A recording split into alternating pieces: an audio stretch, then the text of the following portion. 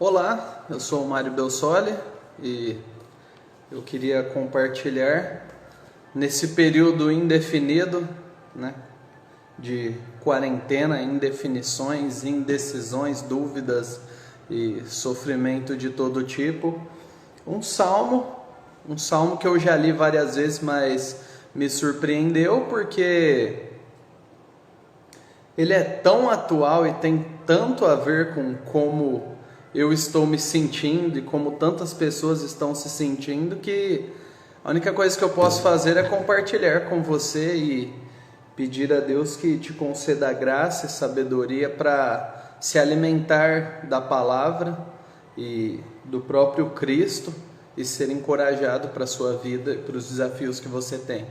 Salmo 12. Então, Salmo 12, mais uma das reflexões quarentenescas. Por favor, se você estiver vendo esse vídeo em qualquer momento, aí depois de 30 de setembro de 2020, a data está aqui, dê uma paradinha, confira na sua Bíblia e depois você volta, mas não só escute. Salmo 12 diz assim: socorro, Senhor, pois os fiéis estão desaparecendo depressa. Os que te temem sumiram da terra. Todos mentem uns aos outros, falam com lábios bajuladores e coração fingido. Que o Senhor corte os lábios bajuladores e calhe a língua arrogante. Eles dizem: mentiremos quanto quisermos. Os lábios são nossos, quem nos impedirá? O Senhor responde: vi a violência cometida contra os indefesos e ouvi o gemido dos pobres. Agora me levantarei para salvá-los, como eles tanto desejam. As promessas do Senhor são puras, como prata refinada no forno, purificada 7 vezes. Portanto, Senhor, sabemos que protegerás os oprimidos e para sempre os guardarás dessa geração mentirosa. Ainda que os perversos andem confiantes e a maldade seja elogiada em toda a terra. Esse capítulo, ele tem, esse trecho dos Salmos tem inúmeras aplicações, mas eu quero dar 2. Primeira aplicação: se você acha que hoje está ruim, não se iluda, o mundo depois de Gênesis 3 é ruim.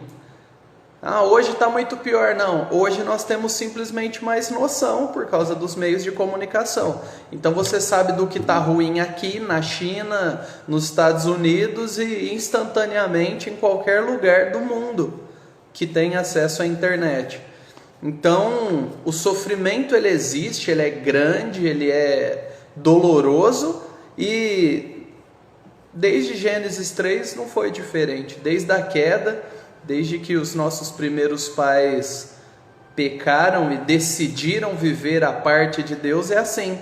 Então hoje não está pior. Isso é uma falácia. É um desejo de usar isso para sofrer além ou para justificar algum incômodo. Porém, o sofrimento não é menos doloroso para nós. Nós temos pecado dentro de nós, um senso de que nós estamos falhando. A gente falha com o nosso corpo, falha na administração do nosso tempo, falha em lidar com o nosso cônjuge, com os nossos filhos.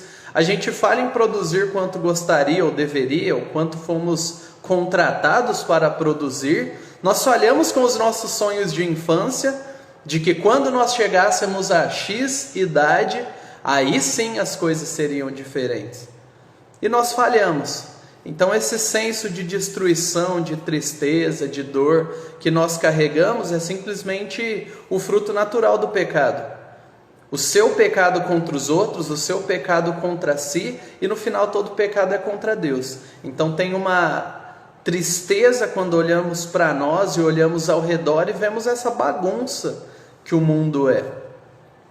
Então nós temos esse ponto. Mas nós temos um segundo ponto, que é quando nós olhamos para fora, as estruturas políticas, governamentais, econômicas, a gente vê que a coisa está errada. E esse apelo, esse lamento, esse pedido de socorro do Salmo 12:1 é simplesmente o pedido de socorro que qualquer pessoa com bom senso faz. Socorro, Senhor! Os fiéis estão desaparecendo depressa, os que te temem sumiram da terra. Então é esse sentimento.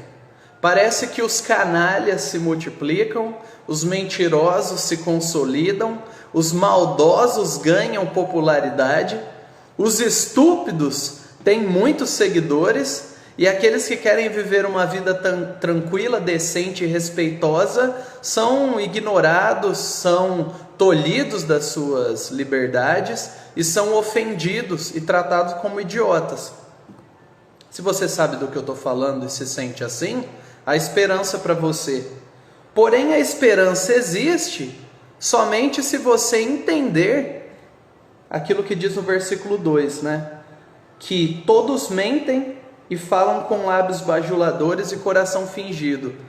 Isso não é um privilégio de um ou outro. Isso é uma realidade que está em todos nós. Só que a esperança não está em viver melhor simplesmente, em parar de ser assim, porque nós não temos essa condição. Essa condição não é inata, não é natural a nós. Nós precisamos que alguém nos ajude. E essa é a mensagem do cristianismo. Você é um canalha, eu também. Mas o próprio Deus está envolvido com a nossa canalice, nos ajudando a não sermos assim, nos ajudando a sermos diferentes. Em Cristo, Deus encarnado, Deus Filho, você tem a oportunidade e o chamado do próprio Cristo para vir até Ele e descansar nele. Ele é a resposta para você. Ele é aquele, como diz o versículo 5, na parte final, né? Vi a violência cometida contra os indefesos e ouvi o gemido dos pobres. Ele é aquele que nos ouve na nossa pobreza moral, espiritual. Agora me levantarei para salvá-los, como eles tanto desejam.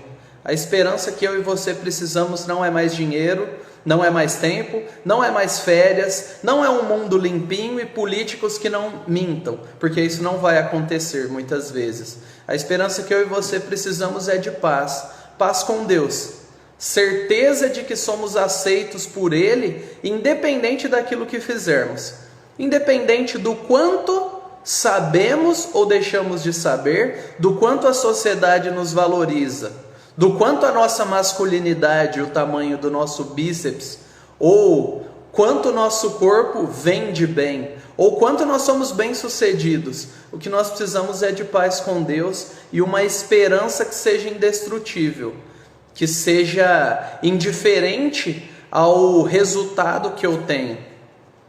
E o final diz assim: portanto, Senhor, sabemos que protegerás os oprimidos e para sempre os guardarás dessa geração mentirosa. Ainda que os perversos, os maldosos, os criminosos, os egoístas, aqueles que só vivem em prol da destruição dos outros, possam andar confiantes e a maldade seja elogiada em toda a terra. Então, primeira coisa, volte-se para Cristo, se arrependa, uma vida sem Ele não vale a pena.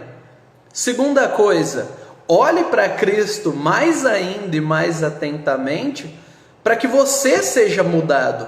Conforme você admira a beleza dele, o valor dele, o quanto ele é precioso e tudo que ele abriu mão para que você pudesse desfrutar, isso vai mudar seu coração. Não é uma lista de não faça isso e aquilo. Não é uma lista de como ser um bom religioso, mas é uma vida que faz sentido, uma vida com propósito, uma vida em relacionamento com o seu próprio Criador, que se manifesta em Cristo como seu Salvador e que te oferece uma vida boa, uma vida que trata dos outros direito, mas que consegue viver em paz consigo mesmo. Então eu quero deixar para você uma mensagem de esperança. Tá tudo uma bagunça e desde que o pecado entrou no mundo, tá uma bagunça mesmo. Talvez você tá uma bagunça. Com certeza eu tenho minhas bagunças também. E nós não precisamos viver na bagunça e deixar que a bagunça nos mude. Nós não precisamos viver como viciados no pecado, nos alimentando disso enquanto nos matamos. Nós podemos olhar para Cristo, nós podemos confiar nele, nós podemos nos lançar sobre ele e confiar que ele é a resposta para a nossa alma. Então eu não sei quando você vai ver isso, mas eu espero estar vivo, né? Durante um bom tempo. E se você ver esse vídeo em algum momento, quiser conversar, quiser entender mais disso que eu estou falando, me procura aí, Mário Belsolli Neto, em qualquer rede social, tá fácil de me achar. Agora, se você vai me procurar ou não, não importa, a questão é, você vai se voltar para Cristo e receber vida, ou você vai continuar vivendo uma vida sem sentido e distante dele, onde você tenta e não dá conta. A minha proposta para você é: abandone os seus próprios esforços, se volte para ele. Ele se esforçou e garantiu tudo o que você precisa. Se arrependa de viver odiando Deus e rejeitando, ignorando ele. Se arrependa de viver sem sentido. Se arrependa de viver uma vida que só te traz lágrimas e cicatrizes. Olhe para esse mundo destruído sem deixar que essa destruição se volte para você. Você pode olhar para o abismo, mas ele não vai olhar de volta apenas. Ele vai tentar te dominar. A não ser que o seu coração esteja tão preenchido de uma paz e uma convicção vinda do próprio Deus, que te capacita a inclusive enfiar a mão no abismo e ajudar outros a saírem. Sua vida pode ser inútil ou sua vida pode ser útil, frutífera e alegre nas mãos de Deus. Escolha uma vida boa, escolha andar com Cristo, escolha sentido e propósito. A esperança disponível a você hoje, e não importa qual seja o seu hoje ou quando você veja isso, há esperança para você. E a minha oração é que você o encontre a esperança encarnada. E se você quiser, isso te ajudar de alguma forma, entre em contato comigo, manda uma mensagem que eu vou ficar feliz em ouvir. Valeu? Deus abençoe. Hoje uma Bíblia diferente, nova versão transformadora, uma versão para variar aí. E eu espero que você tenha um bom dia. Caminhe com esperança. Jesus te oferece isso. Mas se você rejeitá-lo, que esperança há para você? Até mais.